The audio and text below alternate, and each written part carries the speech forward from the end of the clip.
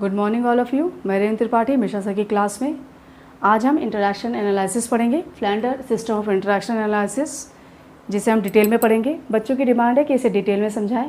Question उन लोगों को समझ में नहीं आ रहा है तो हम इसे डिटेल में पढ़ेंगे, ठीक है। सबसे पहले हम समझते हैं कि इंटरैक्शन एनालिसिस होता क्या है। तो आप इसको इन्वर्टेड कॉमा में भी लिख सकते हैं। शिक्षक के व्यवहारों या क्रियाओं के क्रमबद्ध निरीक्षण प्रविधि के द्वारा जो विश्लेषण किया जाता है उसे अंतःक्रिया विश्लेषण यानी कि इंटरैक्शन एनालिसिस कहते हैं, ठीक है। शिक्षक के व्यवहारों या क्रियाओं के क्रमबद्ध निरीक्षण प्रविधि के द्वारा जो विश्लेषण किया जाता है उसे अंतःक्रिया विश्लेषण कहते हैं। इसका मतलब है कि कक्षा में घटने वाली जितनी भी घटनाएं हैं उन घटनाओं का वस्तुनिष्ठ और व्यवस्थित निरीक्षण करने की व्यवस्था करना या प्रत्येक घटना का विश्लेषण करना ही इंटरैक्शन एनालिसिस कहलाता है, ठीक है। सबसे पहले सन 1960 को नेड ए फ्लैंडर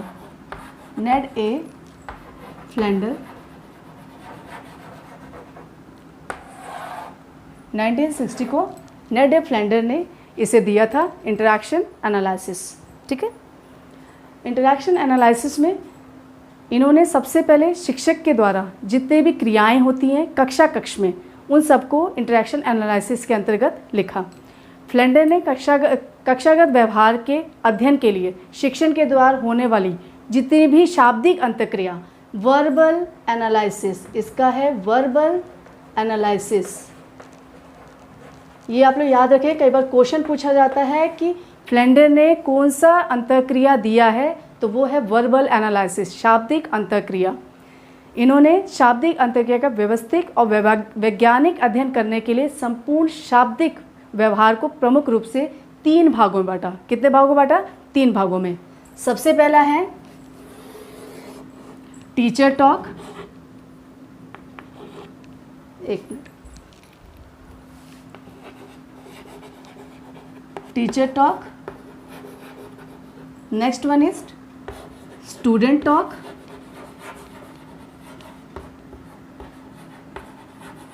और लास्ट वन इज मौन यानी कि साइलेंस। कई जगह इसे कंफ्यूजन भी कहते हैं,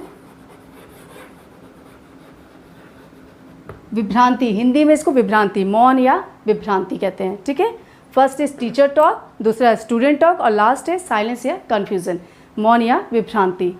स्टूडेंट टॉक या टीचर टॉक यानी कि शिक्षक कथन यानी टॉक मीन्स कथन।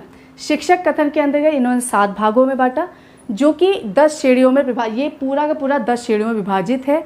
इस प्रणाली को मिनीसोटा यूनिवर्सिटी में विकसित किया गया और जो कि आज भी सर्वाधिक प्रचलित है, ठीक है। सबसे पहले हम टीचर टॉक की बात करते हैं।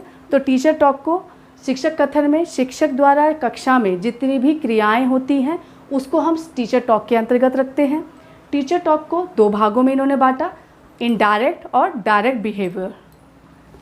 Indirect and direct behaviour, indirect behaviour, और last one is direct behaviour, ठीक है। इनडायरेक्ट बिहेवियर को भी 4 भागों में बांटा। इसको कैटेगरीज में डाला गया है,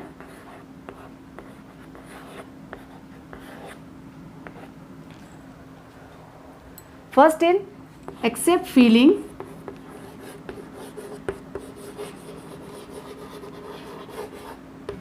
सबसे पहले एक्सेप्ट फीलिंग, स्टूडेंट की अनुभूति या स्टूडेंट द्वारा किए गए कार्य को कैसे टीचर्स अनुभव करता है और उसके द्वारा कैसे वो उसको समझाता है या प्रेजेंट करता है, वो एक्सेप्ट फीलिंग के अंतर्गत आता है। दूसरा है आपका second one is praise and encourage, praise and encourage. कई बार क्या होता है, टीचर बच्चों को प्रेज करता है। कोई क्वेश्चन हमने पूछा और बच्चे ने उसका आंसर दिया तो टीचर क्या बोलता है, गुड या वेरी गुड। तो वो जो प्रेज किया जाता है वो हमारा कैटेगरी नंबर 2 में आता है। थर्ड वन इज छात्रों की उपयोगिता यानी कि यूजेस ऑफ आइडियाज़, छात्रों के जो विचार है उनका उपयोग, यानी कि यूजेज ऑफ आइडियाज़।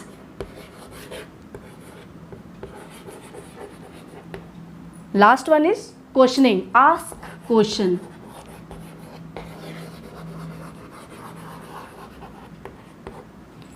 सबसे पहले एक्सेप्ट फीलिंग, यानी कि बच्चों की जो अनुभूतियाँ हैं, बच्चों की जो अनुक्रियाएं हैं, वो एक्सेप्ट फीलिंग के अंतर्गत आता है। स्टूडेंट और टीचर्स के बीच में जितनी भी अनुक्रियाएं होती हैं, उनके जो अनुभव होते हैं, उसमें जब वो टीचर और स्टूडेंट के बीच में बात हो रही होती है, तो वो टीचर क्या करता है, स्टूडेंट के जो उपयोग जो स्टूडेंट बता रहा है उसके थ्रू क्वेश्चन पुट अप करता है। दूसरा है praise and encourage.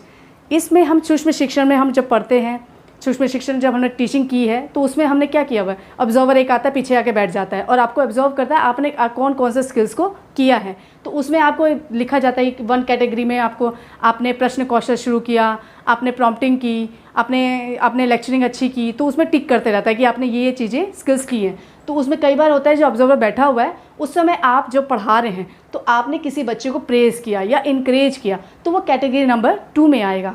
Third number में यूजेस ऑफ आइडियाज़, जो बच्चों के विचार हैं उनका हम उपयोग करके क्वेश्चंस को पूछते हैं, यानी कि बच्चे ने आंसर बताया और उसके बाद से हम उसी के थ्रू, यानी कि उससे रिलेटेड ही हम कुछ क्वेश्चंस को पुट अप करते हैं।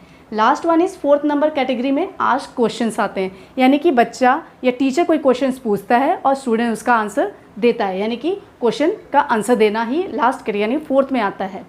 उसके बाद है डायरेक्ट बिहेवियर। डायरेक्ट बिहेवियर में नंबर 5 डालेंगे। डायरेक्ट बिहेवियर में नंबर 5, 1 2 3 4 कैटेगरीज हो गई हैं। 5th कैटेगरी हमारी होती है भाषण देना, यानी कि लेक्चरिंग।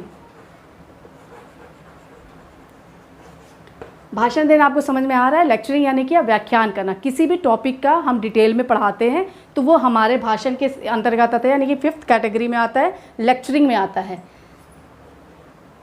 6th नंबर पे ये 6th कैटेगरी, 5th कैटेगरी आपका लेक्चरिंग है और 6th कैटेगरी आपका निर्देश देना, यानी कि giving direction. Giving direction.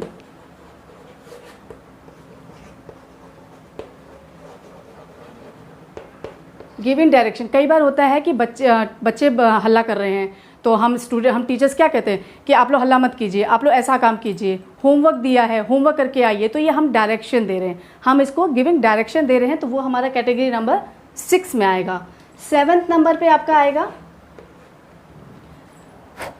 5th number lecturing, next one is giving direction और लास्ट है आपका आलोचना, यानी कि क्रिटिसिज्म।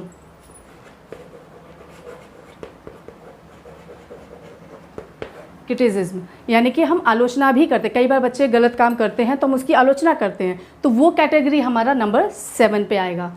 यानी कि टीचर टॉक के अंतर्गत क्या आता है, डायरेक्ट बिहेवियर और इनडायरेक्ट बिहेवियर। तो इनडायरेक्ट बिहेवियर में 4 कैटेगरीज और डायरेक्ट बिहेवियर में 3 कैटेगरीज, पर हम कैटेगरीज को नंबरिंग करेंगे 1 2 3 4 5 6 7 7 कैटेगरीज टीचर टॉक में आती है, यानी कि 7 कैटेगरीज।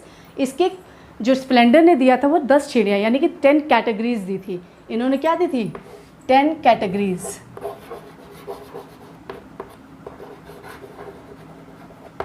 ठीक है, 10 कैटेगरीज, यही 10 कैटेगरीज में टीचर टॉक में 7, अब स्टूडेंट टॉक में 2, स्टूडेंट टॉक में 2, टीचर टॉक में 7। तो स्टूडेंट टॉक की बात करें तो स्टूडेंट टॉक में सबसे पहले हमारा 2 है, उसमें सबसे पहला हमारा आएगा रिस्पॉन्स, यानी कि people response. First is pupil response. Response आपको पता है अनुक्रिया करना, रिस्पॉन्स मीन्स अनुक्रिया करना। ये हमारा नंबर 7 हो चुका है, ये हमारा 8 नंबर है। कौन सा नंबर है, 8 कैटेगरी। 8 कैटेगरी में पीपल रिस्पॉन्स, यानी कि टीचर ने जो क्वेश्चन पूछा उसका स्टूडेंट अनुक्रिया करता है, यानी कि रिस्पॉन्स देता है, तो वो हमारा नंबर 8 में आएगा, नंबर 8 कैटेगरी में आएगा। 9th कैटेगरी आपकी है, 9th कैटेगरी आपकी पीपल इनिशिएशन, यानी कि सर्वोक्रम।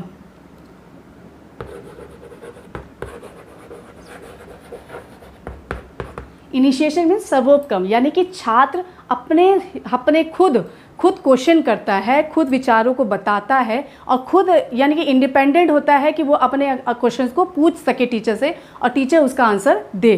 ठीक है ना, तो ये लास्ट क्या होता है, पीपल इनिशिएशन, यानी कि बच्चे खुद पहल करते हैं कि हमें कुछ क्वेश्चंस पूछना है, वो खुद क्वेश्चन पूछते हैं, खुद अपने विचारों को प्रकट करते हैं और इसके लिए वो इंडिपेंडेंट होते हैं, तो वो है हमारा 9th नंबर पे। लास्ट है हमारा साइलेंस, यानी कि मौन। लास्ट है हमारा मौन। 10th नंबर, ठीक है। तो ये कितने हुए 1 2 3 4 5 6 7 8 9 10, यानी कि 10 कैटेगरीज हैं। 10th में हमारा मौन का मतलब होता है साइलेंस। कभी कभी होता है कि हम टीचर कोई क्वेश्चन पूछता है, बच्चे एक साथ आंसर दे देते हैं, तो वो आंसर में ना टीचर को कुछ समझ में आता है ना स्टूडेंट को समझ में आता है, तो उन दोनों के बीच में कई बार होता है थोड़ा सा विराम हो जाता है। वो विराम जो होता है वही मौन होता है।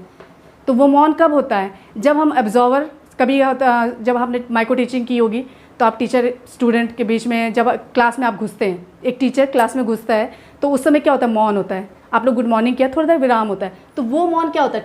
10th नंबर, यानी कि 10th नंबर का। कई बार ऑब्जर्वर तुरंत पहुंच गया, आप अभी भी एंटर कर रहे हो, तो वो 10th नंबर क्या है? मौन है।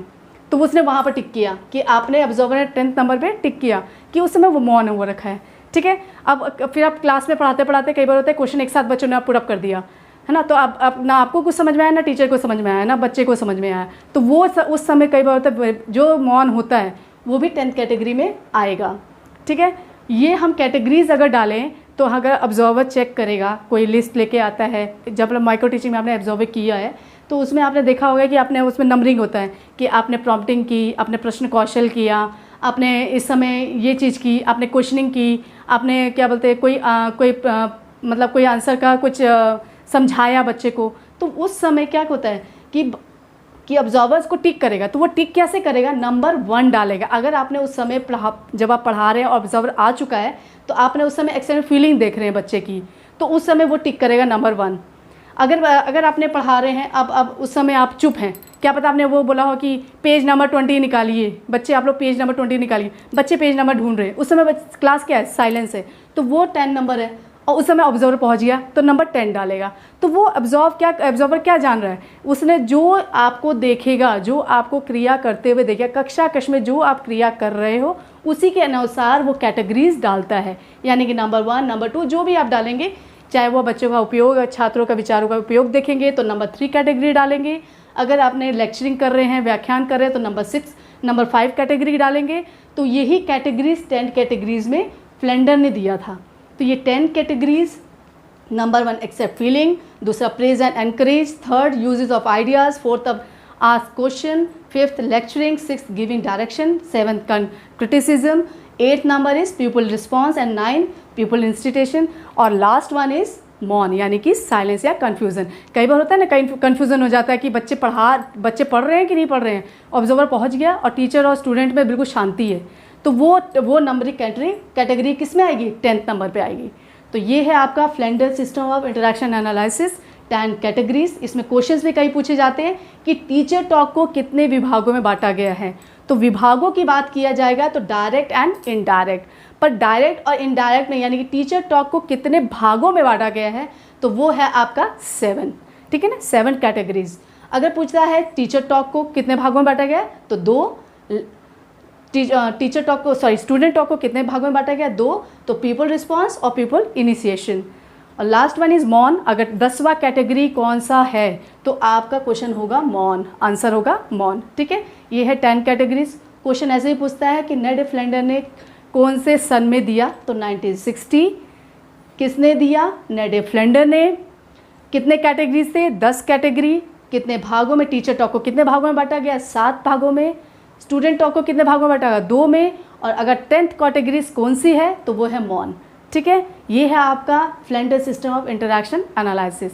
नेक्स्ट टॉपिक आप लोग का ब्लूम टैक्सोनॉमी बोल रहे हैं, तो ब्लूम टैक्सोनॉमी को मैं पढ़ा चुकी हूँ, मेरे डिस्क्रिप्शन बॉक्स में आप देख सकते हैं। फिर भी अगर आपको कोई दिक्कत होती है तो मैं उसको फिर से पढ़ाऊँगी, ठीक है। तब तक के लिए धन्यवाद। ओके।